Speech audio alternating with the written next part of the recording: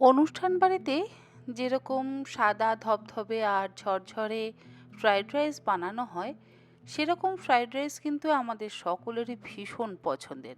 আর সেই ঝরঝরে সাদা ধবধবে ফ্রাইড রাইস বানানো যে খুব একটা কঠিন কাজ তা কিন্তু একেবারে নয়। শুধু আমাদের কয়েকটা টেকনিক ফলো করতে হবে।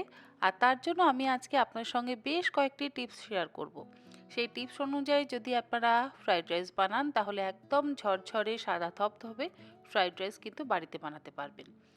আমি একটা বাটির মধ্যে নিয়ে নিলাম 2 কাপ পরিমাণে বাসমতি চাল। এখানে আমি ইন্ডিয়া গেট বাসমতি রাইস ব্যবহার করেছি। চালটাকে খুব ভালো করে ধুয়ে নেব।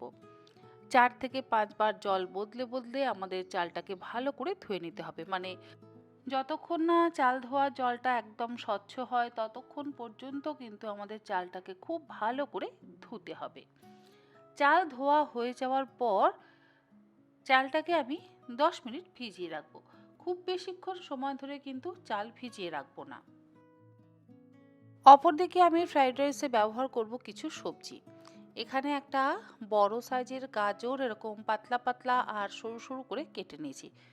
মোদ্দা কথা জুলিয়ান কাট করে কেটে নিয়েছি। আর কিছু বিনস আমি কেটে নিয়েছি। মোটামুটি এখানে 1 কাপ পরিমাণে বিনস আমি ব্যবহার করছি। আর বিনসগুলোকে এরকম একটু তেরচা করে কেটে নিয়েছি। আর একটা মিডিয়াম সাইজের ক্যাপসিকাম ছোট টুকরো করে কুচিয়ে নিয়েছি। গাজর, বিনস, ক্যাপসিকাম যেটুকুই আপনারা ব্যবহার করবেন চালের মাপ অনুযায়ী কিন্তু ব্যবহার করবেন।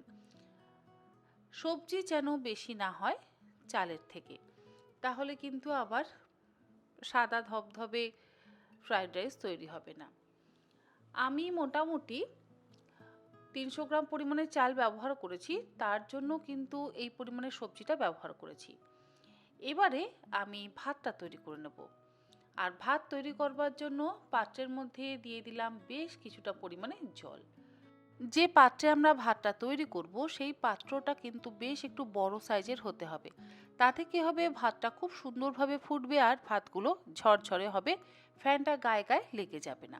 এই জলের মধ্যে আমি কিছু গোটা গরম মশলা দিচ্ছি, যেমন একটা তেজপাতা, 5-6টা লবঙ্গ, ছোট এক টুকরো জয়িত্রী, একটা স্টার অ্যানিস। স্টার অ্যানিস যদি না থাকে নাও দিতে পারেন। আর দিলাম দুটো ছোট এলাচ। ছোট এলাচের মুখটা আমি একটু ফাটিয়ে দেব। 2-4টে ছোট এলাচের খোসা আমি এর মধ্যে ব্যবহার করছি, এতে খুব সুন্দর একটা গন্ধ হয়। বীজটা কিন্তু আলাদা করে আর দিইনি, আমার কাছে এক্সট্রা ছোট এলাচের খোসা ছিল সেটাই ব্যবহার করলাম। আপনাদের কাছে যদি না থাকে নাও দিতে পারেন। এক টুকরো দারচিনি স্টিক দিয়ে দিলাম। এবারে আমি জলটাকে হাই ফ্লেমে খুব ভালো করে ফুটতে দেব। আর এই জলের মধ্যে দিয়ে দেব 3 টেবিল চামচ লবণ। মানে জলটা বেশ একটু লবণাক্ত হয়ে যাবে, সেই রকম পরিমাণে কিন্তু আমাদের লবণটা ব্যবহার করতে হবে। জলটা এরকম ভালোভাবে ফুটে যাওয়ার পর গ্যাসের ফ্লেমটাকে আমরা কমিয়ে দেব। গ্যাসের ফ্লেম কমিয়ে দিয়ে এবারে ভিজে যাওয়া চালটা দিয়ে দিলাম। চালটা দিয়ে এবারে হাই ফ্লেমে খুব ভালো করে আমরা ফুটিয়ে নেব। 80% কিন্তু সেদ্ধ করে নেব। আর এই ভাতের জলের মধ্যে দিয়ে দেব পাতিলেবুর রস। পাতিলেবুর রসটা কিন্তু অবশ্যই ব্যবহার করবেন। তাতে কি হবে, ভাতগুলো ঝরঝরে হবে এবং ভাতের রং সাদা ধবধবে হবে। এই যে টিপসগুলো আমি আপনার সঙ্গে শেয়ার করছি, এই টিপসগুলো আপনারা অবশ্যই ফলো করবেন। তাহলে দেখবেন আপনাদের ফ্রাইড রাইস ঝরঝরে হবে আর একদম সাদা ধবধবে হবে, খেতে অপূর্ব হবে। ফ্রাইড রাইসের জন্য ভাত আমাদের একদম রেডি। গ্যাসের ফ্লেমটাকে আমি বন্ধ করে দিলাম। আর দেখুন কতটা জল আছে, পাত্রটা আমি কতটা বড় নিয়েছি। এরকম বড় পাত্রে যদি ভাত বানানো হয় তাহলে প্রত্যেকটা ভাত আলাদা আলাদা থাকবে, গায়ে গায়ে একদম লেগে যাবে না। আর ঠিক এই রকম ভাতই আমাদের প্রয়োজন ফ্রাইড রাইসের খেতে। যদি একটুও ভাত গলে যায় বা গায়ে গায়ে লেগে যায়, ফ্যানটা যদি গায়ে থেকে যায়, তাহলে কিন্তু ফ্রাইড রাইস ঝরঝরে হবে না। আমাদের ভাত একদম রেডি। গ্যাসের ফ্লেমটাকে বন্ধ করে দিয়ে আমি ভাতের মাড় বা ফ্যানটাকে ঝরিয়ে নেব। ভাতের মাড় বা ফ্যান তো আমি ঝরিয়ে নিয়েছি। অপরদিকে সবজিগুলো ভাজবার জন্য কড়াইতে দিয়ে দিলাম বেশ কিছুটা পরিমাণে ঘি। ফ্রাইড রাইস কিন্তু বেশ অনেকটা পরিমাণেই হবে, আর সেই জন্য ঘিটাও সেই অনুযায়ী আমাদের ব্যবহার করতে হবে। মোটামুটি আমি এখানে 1/4 কাপ পরিমাণে ঘি ব্যবহার করলাম। ঘি গরম হয়ে গেলে এর মধ্যে আমি ফোড়ন দিলাম একটু গরম মশলার গুঁড়ো।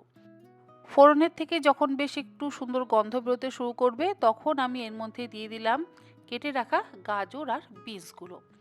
আর ফোড়নে কী কী দিয়েছি সেটা এবার বলে দিই। ছোট এক টুকরো দারচিনি, ছোট এক টুকরো জয়িত্রী, অল্প একটু জায়ফল, 4-5টা সামরিচ, দুটো লবঙ্গ আর একটা ছোট এলাচ। সেগুলোকে একসাথে ভালো করে আমি গুঁড়ো করে নিয়েছি। আর সেই গুঁড়ো করে নেওয়া মশলাটাই আমি 1/4 চা চামচ পরিমাণে দিয়ে দিলাম। বাকিটা পরে ব্যবহার করব। এইভাবে যদি গুঁড়ো করে ফোড়নে দেওয়া হয় তাহলে খুব সুন্দর গন্ধ হয়। আর ভাতটা তৈরি করবার সময় তো অবশ্যই আমরা গোটা গরম মশলা ব্যবহার করেছি, তাই ফোড়নে আর আলাদা করে গোটা গরম মশলা দিলাম না। গাজর আর বিনসটা ভাজার সময় আমি দুটো কাঁচা লঙ্কা কুচিও দিয়ে দিলাম। আপনারা চাইলে চেরা কাঁচা লঙ্কাও কিন্তু ব্যবহার করতে পারেন। কাঁচা লঙ্কাটা বেশ একটু ভাজা ভাজা হয়ে যাওয়ার পর এর মধ্যে আমি দিয়ে দিলাম ফ্রোজেন মটরশুঁটি। আমি শীতকালের শেষের দিকে মটরশুঁটি কিন্তু ডিপ ফ্রিজে স্টোর করে রাখি, আর সেই মটরশুঁটি সারা গরমকাল ব্যবহার করি। মটরশুঁটি যদি না থাকে নাও দিতে পারেন। মটরশুঁটিগুলোকে দিয়ে আবারও গ্যাসের ফ্লেমটাকে মিডিয়ামে রেখে সবজির সাথে ভালো করে ভেজে নিচ্ছি। এরপরে আমি এর মধ্যে দিয়ে দিলাম কিছু কিশমিশ, কিছু অর্ধেকটা কাজু বাদামের টুকরো। কাজু আর কিশমিশের পরিমাণ নিজেদের ইচ্ছে মতন ব্যবহার করবেন। এই সমস্ত কিছুকে দিয়ে হাই ফ্লেমে 2 মিনিট ভেজে নিচ্ছি। সবজিগুলো ভাজবার সময় অল্প একটু লবণ ব্যবহার করলাম। ভাতের মধ্যে তো আমরা অলরেডি লবণ দিয়েছি, তাই খুব বুঝে কিন্তু আমাদের লবণটা ব্যবহার করতে হবে। বাকি যে গুঁড়ো করে নেওয়া গরম মশলাটা ছিল সেটাও আমি দিয়ে দিলাম। আর দিয়ে দিলাম 1/4 চা চামচ পরিমাণে গোলমরিচের গুঁড়ো। এবারে সমস্ত কিছু একসাথে খুব ভালো করে মিশিয়ে নিচ্ছি। কোনো রকম শাহি গরম মশলার গুঁড়ো কিন্তু ব্যবহার করিনি। শাহি গরম মশলার গুঁড়ো যদি ব্যবহার করা হয় তাহলে ফ্রাইড রাইসের রঙটা কিন্তু একটু পরিবর্তন হয়ে যাবে, সাদা ধবধবে থাকবে না, একটু লালচে হয়ে যেতে পারে। কারণ শাহি গরম মশলার তো একটা নিজস্ব রং আছে। এবারে এর মধ্যে আমি দিয়ে দিলাম কেটে রাখা ক্যাপসিকাম। ক্যাপসিকাম কিন্তু একদম শেষে ব্যবহার করছি। খুব বেশিক্ষণ সময় ধরে ক্যাপসিকাম ভাজবার একেবারে প্রয়োজন নেই। ক্যাপসিকাম যদি বেশি সময় ধরে ভাজা হয় তাহলে আবার খুব তাড়াতাড়ি কিন্তু নরম হয়ে যায়। তাই ক্যাপসিকামটাকে আমরা ওই মোটামুটি 50% ভেজে নেব। সমস্ত কিছু ভালোভাবে ভাজা হয়ে যাওয়ার পর এর মধ্যে আমি ব্যবহার করব ডেসিকেটেড কোকোনাট। ডেসিকেটেড কোকোনাট ব্যবহার করলে ফ্রাইড রাইস কিন্তু ভীষণ ঝরঝরে হয়। অনেকের ফ্রাইড রাইস গলে যায়। যদি ভাত একটু গলে যায় তাহলে আপনারা এই ডেসিকেটেড কোকোনাট বা যদি আপনাদের কাছে ফ্রেশ নারকেল কোড়া থাকে সেই ফ্রেশ নারকেল কোড়াটাকে এইভাবে সবজির সাথে ভেজে নিয়ে কিন্তু ব্যবহার করবেন ফ্রাইড রাইসে। দেখবেন ফ্রাইড রাইস একদম ঝরঝরে হবে, চালগুলো প্রত্যেকটা আলাদা আলাদা থাকবে। ডেসিকেটেড কোকোনাটটা আমি দিয়েছি এখানে 1/4 কাপ পরিমাণে। সব কিছু দিয়ে ভালোভাবে মিশিয়ে নেওয়ার পর এবারে আমি তৈরি করে রাখা ভাতটা দিয়ে দেবো। আর ভাতটা দিয়ে গ্যাসের ফ্লেমটাকে বন্ধ করে দেবো। গ্যাসের ফ্লেম জ্বালিয়ে রাখবার কোনো প্রয়োজন নেই। সবটা ভাতই কিন্তু আমি দিয়ে দিয়েছি। আর ওপর থেকে দিয়ে দেবো গুঁড়ো চিনি। মোটামুটি আমি এখানে 5 টেবিল চামচ ভর্তি ভর্তি গুঁড়ো চিনি ব্যবহার করেছি।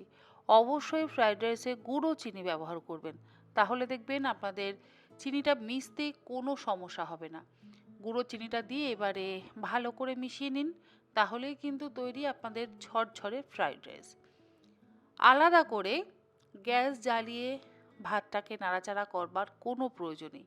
গ্যাস জ্বালিয়ে যদি ভাতটাকে নাড়াচাড়া করেন তাহলে আবার ওভার কুক হয়ে যাবে, তখন কিন্তু আবার ফ্রাইড রাইস গলে যাওয়ার সম্ভাবনা থাকতে পারে।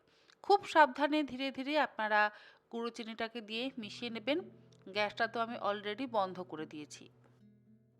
ভাজা সবজি আর গুঁড়ো চিনি দিয়ে ভাতটাকে ভালো করে মিশিয়ে নেওয়া হয়ে গেলে একদম শেষে দিয়ে দেবো সামান্য পরিমাণে একটু জয়িত্রী গুঁড়ো আর সামান্য পরিমাণে একটু জায়ফল গুঁড়ো। ওই 1/4 চা চামচ করে জায়ফল আর জয়িত্রী গুঁড়ো দিলাম। এতে অসম্ভব সুন্দর একটা গন্ধ হয়। ভালো করে মিশিয়ে নিলেই তৈরি আমাদের অনুষ্ঠান বাড়ির মতন ঝরঝরে এবং সাদা ধবধবে ফ্রাইড রাইস। এরকমভাবে এই জামাই ষষ্ঠীতে আপনারা যদি পারেন তো ফ্রাইড রাইস বানান, দেখবেন সকলেই খেয়ে ভীষণ খুশি হবে। লবণটা কিন্তু আমি আর দিলাম না, ভাত রান্নার সময় অলরেডি লবণ দিয়েছি, সবজি ভাজবার সময়তেও আমি পরিমাণ মতন লবণটা দিয়ে দিয়েছি, তাই এই সময় আর লবণ ব্যবহার করবার একেবারে প্রয়োজন নেই। তৈরি হয়ে গেল অনুষ্ঠান বাড়ির মতন সাদা ধবধবে আর ঝরঝরে ফ্রাইড রাইস।